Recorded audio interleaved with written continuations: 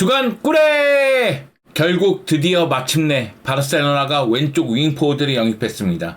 그래요, 니코 윌리엄스가 아닙니다. 그렇습니다. 루이스 디아스가 아니에요.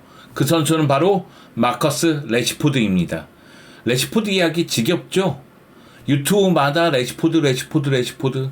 저도 이스타TV에서 떠들고 원투펀치에서 떠들고 그리고 지금 이 순간 또용주TV에서 떠들고 있습니다. 그럼에도 불구하고 레시포드의 영입은 바르셀로나에게 의미하는 바가 크다는 생각이 듭니다. 그래서 안 다룰 수가 없었어요. 바르셀로나는 왜 레시포드를 영입했을까요? 레시포드는 2시즌 전 커리어 하이를 기록하면서 공식 경기 30골 이상을 넣었지만 지난 2시즌 부진을 거듭했습니다. 여기다가 레시포드 플레이 보면 답답함이 치밀어 오릅니다. 쫓아갈 수 있는 상황에서 지레짐작하고 포기하거나 수비 위치 잘못 잡거나 여기다가 훈련 태도도 불성실한 모습이 나타났었습니다. 여기다가 주급은 더럽게 높죠. 32만 5천 파운드, 5억 후반에서 6억 초반이 됩니다. 여기에 레시포드가 지공 상황에서 좁은 공간에서 무언가 만드는 플레이, 이것이 의문스럽거든요. 그렇다면 바르셀로나하고 어울리는가요? 그럼에도 불구하고 바르셀로나는 레시포드를 한 시즌 임대 영입했습니다. 물론 구매 옵션도 포함되어 있죠. 레시포드가 잘할 수 있을까요? 걱정스럽습니다. 걱정이 태산이에요.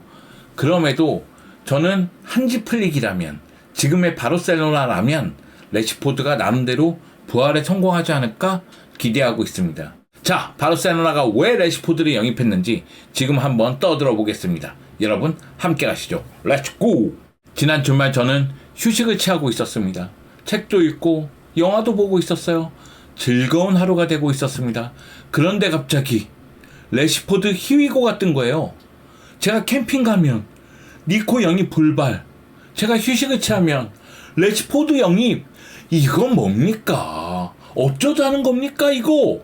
이게 뭐야 대체? What is this? 미치는 줄 알았습니다.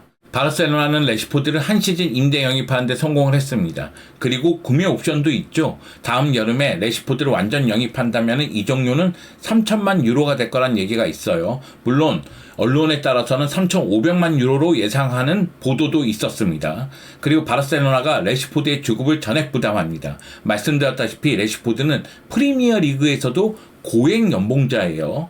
주급이 약 32만 5천 파운드입니다. 5억 후반에서 6억 초반이니까요. 엄청나게 부자죠. 부럽습니다. 부러워요. 자, 연봉이 약 1,800만 유로 정도 된다는 이야기가 있는데 바르셀로나는 이 주급의 15%에서 25% 정도를 삭감할 것 같아요. 그래서 연봉이 약 1,400만 유로가 될 것이다. 그러니까 주급으로 따진다면 4억대가 될 것이다. 이런 보도가 있습니다.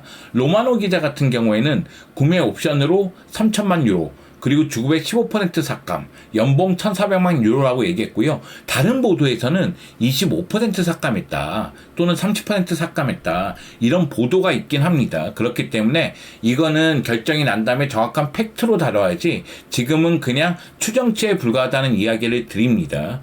그리고 레시포드가 바르셀로나에 영입된 이유 중에 하나는 레시포드는 1월부터 바르셀로나 이적을 간절히 원했다고 하고요. 바르셀로나 지금 선수 등록을 할 수 없는 상태예요. 근데 레시포드가 선수 등록을 보장하기를 요구하지 않았다고 합니다. 그래서 바르셀로나는 지금 이 순간 선수 등록을 하지 못하니까 8월 초에 레시포드를 선수 등록하고자 노력할 것으로 보입니다. 여하튼 바르셀로나는 레시포드를 영입하면서 왼쪽 윙포워드 영입을 마무리 짓게 됐습니다.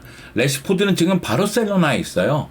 팬들의 환영을 받으면서 바르셀로나에 도착을 했고요. 메디컬 테스트를 통과를 했습니다. 그렇기 때문에 바르셀로나는 레시포드 영입을 공식 발표만 남아있는 상태라고 보면 됩니다. 화요일날 발표할 예정이었는데 화요일날은 한지플릭 감독이 이중 훈련 세션을 계획하고 있다고 해요. 그러다 보니까 수요일날 발표할 가능성이 있다, 이런 얘기가 나오고 있습니다. 그렇기 때문에 22일 또는 23일날 발표할 것으로 보이고요. 24일부터 아시아 투어에도 참여할 것으로 알려졌습니다. 그러다 보니까 여러 가지 이야기가 나오고 있죠. 왜냐하면은 레시포드가 바르셀로나로 오면 엘 클라시코에서 아놀드와 레시포드의 대결이 펼쳐지게 되고요. 그리고 레시포드가 아시아 투어에 참여하게 되면 FC 서울과 경기를 갖잖아요. 그러면 링가드와 대결을 펼치게 됩니다. 여러모로 이야기거리가 많아지는 상황이다, 이렇게 보면 되겠습니다. 등번호는 14번, 19번, 22번 중에 하나를 선택할 듯 보입니다. 물론 언론에서는 19번을 선택하는 거 아니냐? 그러면서 벌써부터 래시포드가 19번 유니폼을 달고 있는 이미지가 많이 떠돌아 다닙니다.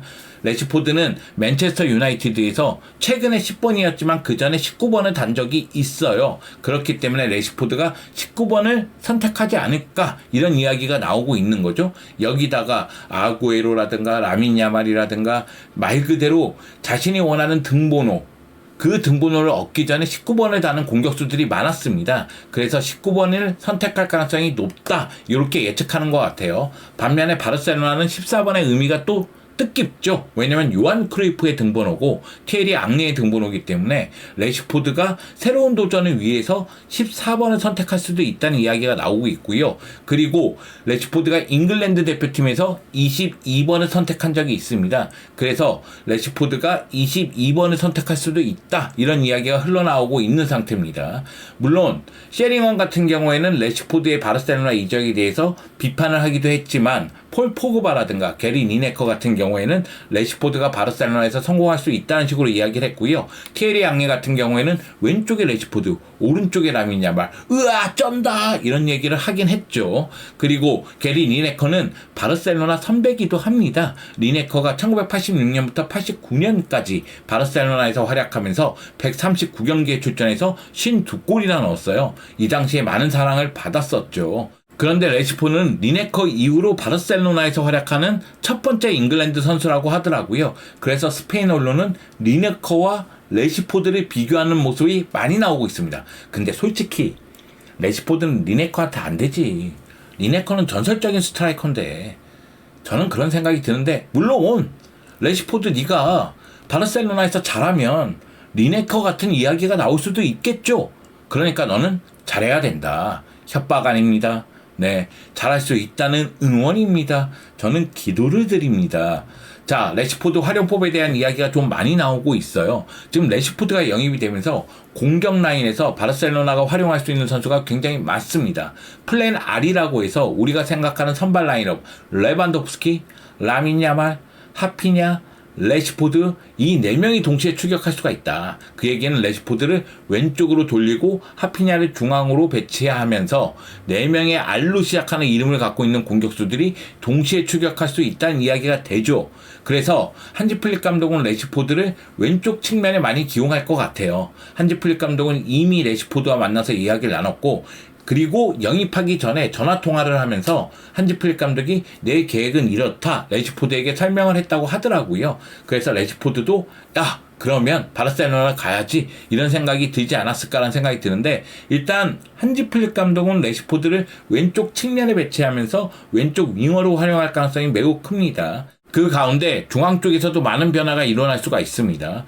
더용이나 페드리를 수비형 미드필더로 기용하면서 4-3-3 포메이션을 가동할 수가 있죠. 그러면 메잘라로 하피냐 다니 올모 또는 하피냐 페르민 이렇게 기용할 수도 있습니다. 그리고 래시포드가 왼쪽 측면에 위치할 뿐만 아니라 최전방도 가능하죠. 그렇기 때문에 래시포드가 레반도프스키 백업 역할도 가능할 것으로 보입니다. 래시포드는 오른쪽 측면도 가능하니까요. 오른쪽 측면에 라민 야말 대신 출전할 수도 있겠지만 주 포지션은 왼쪽 측면, 그 다음에는 백업 스트라이커, 그 다음이 오른쪽 측면 같아요. 왜냐면은 라민 야말은 돈터치죠. 너무 잘하니까요. 현재 바르셀로나 10번입니다. 그리고 마르그다지가 영입됐기 때문에 마르그다지가 라민 야말의 백업 역할을 할 수도 있겠다는 생각이 들어서 한지 플릭 감독이 높게 평가한다고 하잖아요. 그런 측면을 고려했을 때에는 오른쪽 측면에 래시포드가 기용될 가능성은 좀 희박하지 않겠느냐. 오히려 오른쪽 측면에 페란이 기용될 가능성은 좀 있을 것 같아요. 왜냐하면 페란도 최전방 오른쪽을 번갈아 가면서 나올 가능성이 있고 만약의 경우 한지 플릭 감독이 레반도프스키 다음으로 래시포드를 생각한다면 페란 토레스가 오른쪽 측면에 갈 가능성도 있죠. 반면에 페란 토레스가 최전방을 책임지면서 래시포드가 왼쪽에서 계속 뛸 가능성도 있습니다. 여하튼 래시포드는 다양한 포지션을 소화하기 때문에 래시포드가 영입되면서 다양한 조합이 가능해졌고 이 이야기는 지난 시즌에 주전으로 활약했던 선수들, 특히 하피냐와 라민 야말은 경기 수가 정말 많았거든요. 그러면 하피냐와 라민 야말에게 휴식을 주면서 관리가 가능하다는 이야기도 됩니다. 그리고 래시포드가 공간이 앞쪽에 있을 때 좋은 모습을 많이 보여줬잖아요. 그 얘기는 빠른 역습을 통해서 골을 노릴 수 있다는 이야기가 됩니다. 바르셀로나가 극단적으로 수비 라인을 올리면서 강하게 압박하고 여기서 빠르게 공격을 전개할 때 상대 뒷공간으로 들어가는 플레이를 래시포드는 많이 보여줄 수 있다는 얘기죠. 이거는 왼쪽 측면에서도 그렇지만 최전방에서도 마찬가지입니다. 레반도프스키가 몸싸움을 통해서 상대 수비 라인을 끌어내리는 모습이 많다면 래시포드는 빠르게 뒷공간으로 들어가는데 능하기 때문에 상황에 따라서는 래시포드를 선발로도 교체로도 최전방에 쓸 수 있다는 이야기가 되겠죠. 다만 한지 플릭 감독이 래시포드를 확실한 주전으로 생각하지 않고 있다는 이야기도 언론에서 흘러나오고 있습니다. 그 얘기는 래시포드가 적응할 시간을 가져야 된다는 얘기가 되고 래시포드가 다양한 포지션의 백업 역할을 할 거라는 얘기도 됩니다. 다만 래시포드가 기대 이상의 활약을 펼쳐준다면, 그렇다면, 그럴 가능성이 크지 않지만 그렇게 해준다면, 그러면 래시포드는 당연히 선발로 왼쪽 측면을 책임질 가능성이 커지겠죠. 개인적으로 래시포드가 성공했으면 하는 바람이 있습니다. 맨체스터 유나이티드 팬들도 래시포드가 성공하길 바라지 않을까요? 래시포드가 바르셀로나에서 자리매김하기를 원하고 있을 테니까요. 지금은 임대니까 다음 여름에 완전 영입하기를 원하지 않을까 생각을 합니다. 그러면 메뉴 팬들 래시포드 응원해줘. 네, 래시포드는 메뉴 팬도 바르셀로나 팬도 응원하는 참 특이한 선수가 될 수도 있겠다는 생각이 드네요. 자, 래시포드는 과연 성공할 수 있을까요? 참 이것이 장담하기가 너무 어려워요. 진짜 어려워요. 래시포드가 22-23 시즌에 공식 56경기에서 30골 12개의 도움을 했습니다. 미친 활약을 펼쳤죠. 이것이 커리어 하이입니다. 보통 이렇게 하이를 찍으면 좀 유지를 해줘야 되잖아.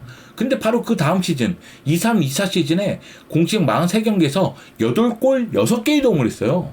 40경기 이상 나왔는데 두 자릿수 골을 못 넣었어. 그래서 여러 가지 이야기가 나왔죠. 래시포드하고 재계약한 것이 문제다. 래시포드에게 너무 빨리 넘버 10을 준 것이 문제다. 래시포드의 태도의 문제다. 여러 가지 이야기가 나왔습니다. 그리고 지난 시즌 공식 41경기에서 11골 9개의 도움을 했어요. 이것은 메뉴와 아스톤 빌라에서의 기록을 합친 겁니다. 그걸 고려했을 때는 아쉽죠. 아쉽습니다. 물론 지난 시즌 후반기 아스톤 빌라에서 뛰어난 활약을 펼친 경기 있었습니다만 그럼에도 불구하고 지난 두 시즌은 아쉽다. 그런 생각이 들거든요. 그러니까 성공할지 실패할지 장담을 하기가 어렵다는 얘기죠. 그럼에도 불구하고 지금 이 순간 선수 본인의 부활 의지가 정말 대단하다. 왜냐면은 래시포드 개인 훈련하는 거 보면 정말 빡세게 하더라고요. 여기다가 선수 입장에서도 지금 벼랑 끝이 아닌가. 자신의 커리어에 있어서 지금 위기 상황이라는 걸 느꼈을 겁니다. 래시포드 입장에서도 델레 알리가 어떻게 됐는지 그런 걸 다 봤을 거 아니에요. 전성기에 있다고 해서 계속 그 자리를 유지한다는 보장이 없습니다. 그러니까 지금 이 순간 미끄러지면 나락이다. 이런 생각이 있지 않겠어요? 그렇기 때문에 선수 본인의 부활 의지가 매우 강하고 그리고 한지 플릭 감독을 믿어야 됩니다. 저는 믿습니다!